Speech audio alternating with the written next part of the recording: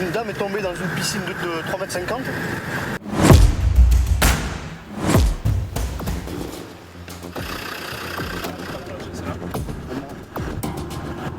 Une dame est tombée dans une piscine de 3,50 m.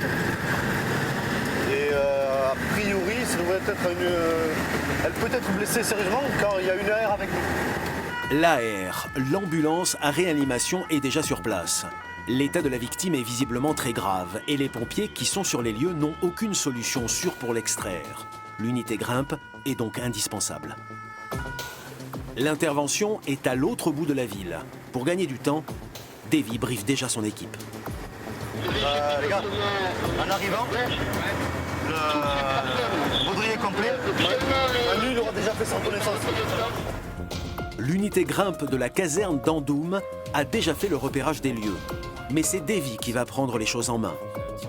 La scène est impressionnante et ce type d'intervention rarissime. La femme est dans un état critique.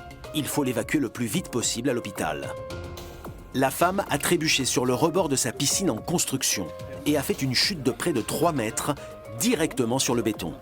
J'étais en train de regarder le match de tennis à la télévision et j'ai découvert mon amie au fond de la piscine en train pleine de sang. Elle a dû avoir un étourdissement et comme elle était vraiment au bord, elle est tombée dans la piscine.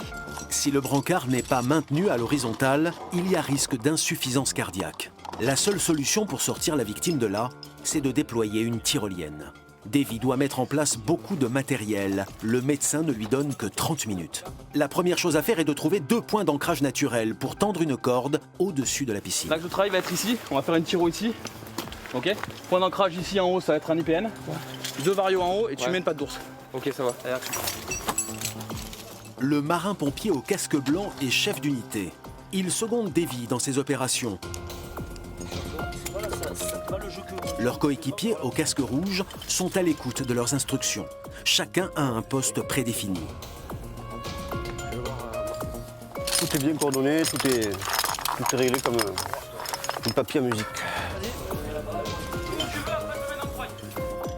Pendant que le grimpe finit de tendre les cordes de la tyrolienne, les marins-pompiers affectés à l'ambulance commencent à conditionner la victime. Chaque minute de gagner est primordiale. Allez. La tyrolienne est maintenant prête, mais quelque chose inquiète l'équipe. Le point d'ancrage inférieur a été installé entre 2 fenêtres. Or, des fissures sont apparentes. Il faut bien s'assurer que la structure ne lâchera pas ou qu'elle cisaille la corde. Davy considère qu'il n'y a aucun risque et décide de continuer l'opération. C'est bon, Manu.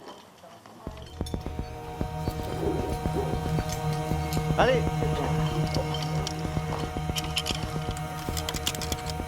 Traction.